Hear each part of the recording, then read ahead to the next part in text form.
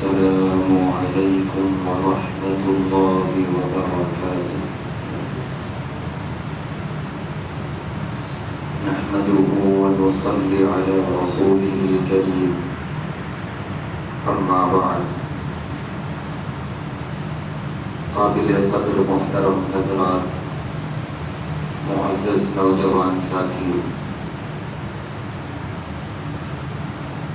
بہت تفصیل کے ساتھ قیامت کے قریب کے حالات، دجال اور قیامت کی نشانیوں کے اوپر احادیث کا ترجمہ ہو رہا ہے۔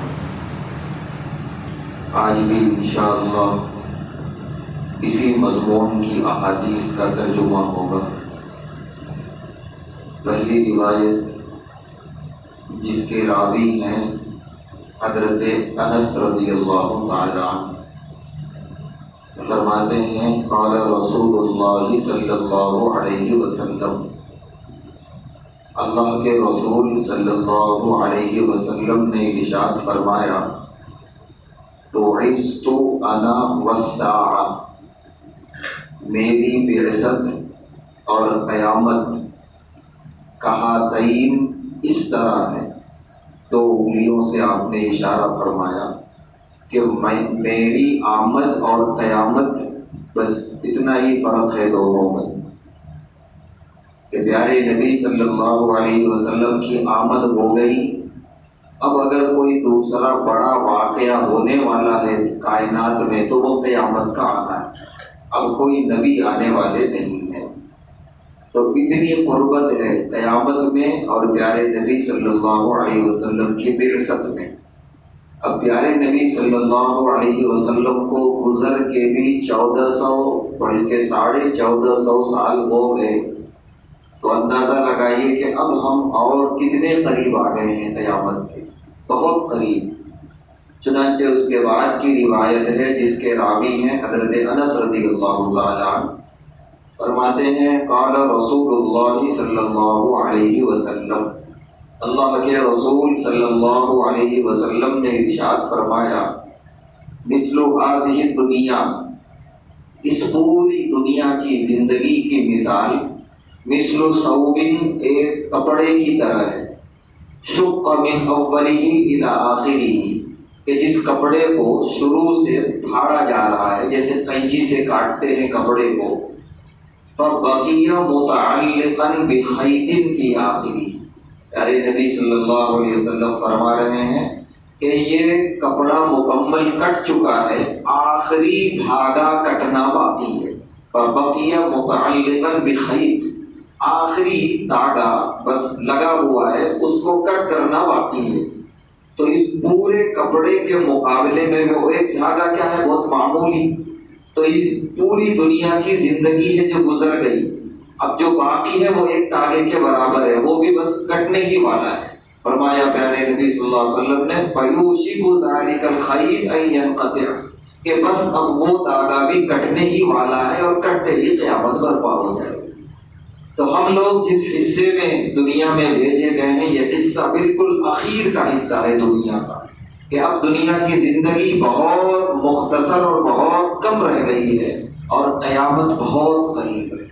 تو لہذا قیامت کے قریب ہمیں کیا کرنا چاہیے، اپنے ایمان کی حفاظت اور جتنا ہو سکے اللہ تبارک و تعالیٰ کی عبادت، تاکہ اس قیامت کے قریبی زمانے میں ہمارا شمار ان میں سے ہو جو اللہ کے نام لیوا تھے، نہ کہ ان لوگوں میں جو قیامت کو دعوت دے رہے تھے۔ اسی لیے پیارے نبی صلی اللہ علیہ وسلم نے ایک موقع پر صحابہ سے فرمایا کہ ایک وقت آئے گا کہ دین پر عمل کرنا ایسا ہوگا جیسے ہاتھ میں آگ کا انگارہ لینا۔ کوئی آدمی ہاتھ میں آگ کا انگارہ لے اسی سگڑ میں اسے پھینک دے گا، جلن اور تکلیف کی وجہ سے، لیکن کچھ دیر تک کوئی آدمی لے کے رکھا ہوا ہے تو اندازہ لگائیے وہ کتنی تکلیف برداشت کر رہا ہے۔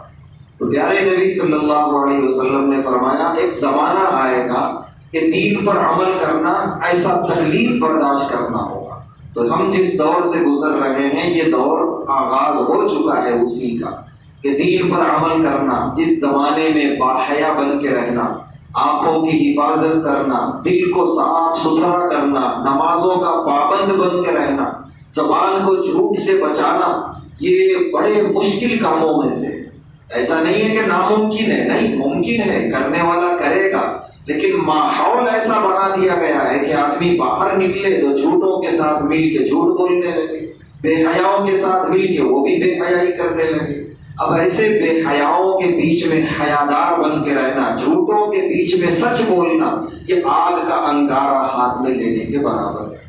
تو پیارے نبی صلی اللہ علیہ وسلم نے فرمایا تھا خوشخبری ہے ان کے لیے، یعنی اس جیسے زمانے میں جو دین پر قائم ہے ان کے لیے خوشخبری ہے، دنیا میں اور آخرت میں کامیابی کی۔ تو لہذا جتنا زمانہ بگڑ رہا ہے یعنی غیر اسلامی ہو رہا ہے، اتنا ہمارے لیے پیارے نبی صلی اللہ علیہ وسلم کی خوشخبری ہے اگر ہم دین پر اپنے آپ کو قائم رکھتے ہیں۔ اس کے بعد کی روایت جس کے راوی ہیں حضرت انس رضی اللہ تعالیٰ، فرماتے ہیں پیارے نبی صلی اللہ علیہ وسلم نے ارشاد فرمایا لا تقوم الساعہ، قیامت قائم نہیں ہو سکتی حتی لا یقال فی الارض، یہاں تک کہ اس وقت قیامت قائم ہوگی جب زمین پہ کوئی بھی کہنے والا نہیں ہوگا۔ کیا کہنے والا؟ اللہ اللہ، کہ پوری روئے زمین پر کوئی اللہ کا نام لینے والا نہیں رہے گا، تب قیامت برپا ہوگی۔ تو یہ جتنے اللہ اللہ کرنے والے ہیں، جتنے اللہ کے سامنے سجدے کرنے والے ہیں، قرآن کا قبیلہ ہے حول ذی خلصہ، ذی خلصہ نامی بت کے سامنے جب قبیلہ دوس کی عورتیں ناچیں گی، رقص کریں گی، تب سمجھ جانا کہ بس قیامت آنے والی ہے۔ فرما رہے ہیں وذوالخلصہ، کہ یہ جو ذوالخلصہ ہے طاغیہ، یہ ایک بت ہے یمن کا، الذی کانوا یعبدون فی الجاہلیہ، یمن والے جس بت کی دور جاہلیت میں عبادت کرتے تھے۔ پیارے نبی صلی اللہ علیہ وسلم نے عرب جزیرۃ العرب میں صرف اسی بت کے بارے میں حدیث میں فرمایا ہے کہ پھر سے اس کی عبادت ہوگی، اور پھر وہاں صرف عبادت نہیں بلکہ رقص و موسیقی کا ماحول بنایا جائے گا، عورتیں ہوں گی، بے حیائی ہوگی۔ جب یہ ہو جائے تو سمجھ جانا قیامت قریب ہے۔ یمن کا خاص طور سے پیارے نبی صلی اللہ علیہ وسلم نے نام لیا، علماء لکھتے ہیں وہ اس لیے کہ جزیرۃ العرب میں مضبوط ایمان یمن میں تھا۔ پیارے نبی صلی اللہ علیہ وسلم کے دور میں ہی یمن کا ایمان بڑا مضبوط، اور آپ نے تعریف فرمائی یمن کی کہ الایمان فی الیمن، کہ ایمان ہے تو یمن والوں کے پاس ہے۔ اور یہ جتنے انصار مدینہ تھے پیارے نبی صلی اللہ علیہ وسلم کا ساتھ دینے والے ہجرت کے بعد، یہ سب یمنی تھے، یمن سے آ کر مدینہ المنورہ میں آباد ہوئے تھے۔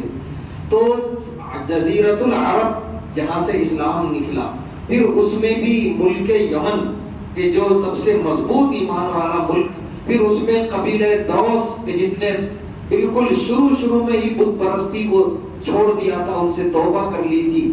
یعنی یوں سمجھیے کہ ایمان کی جڑ ملک یمن، جب وہاں کے حالات یہ ہوں گے کہ وہاں شرک شروع ہو جائے گا، وہاں بت پرستی شروع ہو جائے گی، بے حیائی شروع ہو جائے گی، عورتیں سرعام اپنی عبادت گاہوں میں ناچنے اور رقص کرنے لگیں گی، تو پھر اب اس سے بڑی قیامت کی نشانی کیا چاہیے؟ یہ سب سے بڑی قیامت کی نشانی، جہاں سے اسلام کا تعارف ہوا وہاں شیطانیت نظر آنے لگے، تو بس اب کوئی دوسری نشانی تلاش کرنے کی ضرورت ہی نہیں ہے۔